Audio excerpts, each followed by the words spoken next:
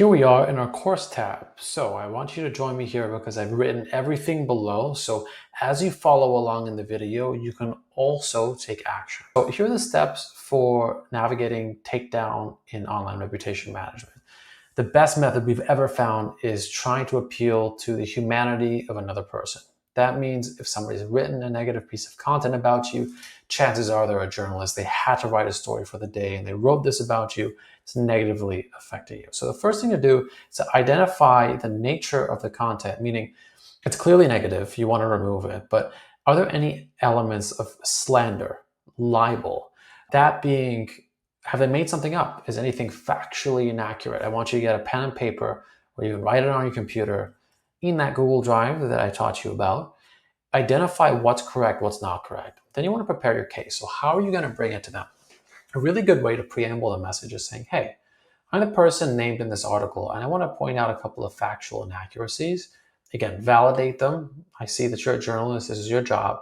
However, this is affecting me. And so the first thing I would recommend doing is emailing them. You can also call them if you can find their number, find the newsroom, but always start with an email to the author. And do this a few times. I wouldn't be persistent, I wouldn't be rude, but I would start to turn up the heat a little bit. Then you can go to the editor. By going to a news website, I would type in the editor or look for the editors of the specific column or the specific section. If there is a legal editor, contact them, say, contacted the author, I had no response. I'm looking for a response because A, this is factually inaccurate, or simply, this is affecting my livelihood. We're going to get more into how to do that soon. Next, engage with the platform. So whoever owns a publication. A lot you can do when you're persistent and you appeal to empathy, say, a family member to call on behalf of you. We had this success when we said, our client said, this is my daughter. It's affecting her life. She can't go to medical school. They removed the content. Once it was a single mother who called an editor. That was another one of our clients. So our clients have had success doing it as well, but it's always appealing to the empathy. And this is how we start. This is the elevator of asking for content to be removed. So I've outlined these below so you can see if there's legal grounds, the reputational impact. Then again, engaging with them, always start over email, but you can also use legal tools. So depending on where you are in the world, if there's a right to be forgotten in, let's say, the UK, if you've taken your own images and it's not allowed, they don't have the copyright, you can file a DMCA notice, look up report DMCA breach, and you should be able to do that. I'll add all of these links soon. But another thing is cease and desist letters. A lawyer can draft that up to say, hey, stop writing about this individual. This is great if you're in business, if there's a conflict of interest. As a last resort, you can get a court order. So you can actually take legal action, especially if they've done something to breach location, reveal too much confidential info. Depending on your jurisdiction, your country, your state, and right down to even your city, it's really going to depend on, also, where does the platform exist?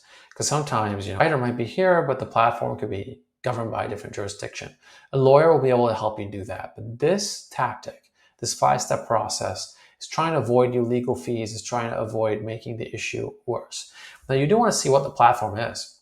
If it's a negative site, they might just post your correspondence. So if it's a real news network, however, then I recommend this approach. Try to appeal to them. Try to do removal requests. Let them know that there's defamation here, personal info is at stake. There's copyright, DMCA. Again, do your best to appeal to the platform. If not, try everything. Try Google. We're just throwing things at the wall here and seeing what sticks. But the best way is actually to appeal to a human and get them to remove it. If they don't want to remove it, there are more options.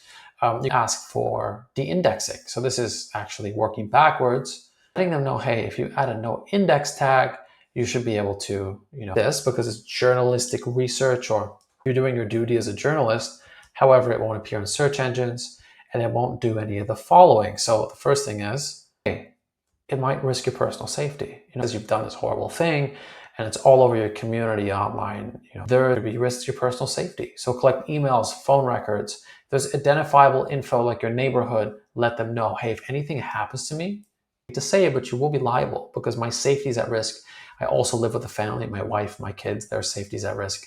I'm having threats. We've had removals and even de-indexing happen. Now, how to do the no index tag? You can let them know. Say, hey, there is a way to de-index this negative article and keep it on your site, but do this for my personal safety.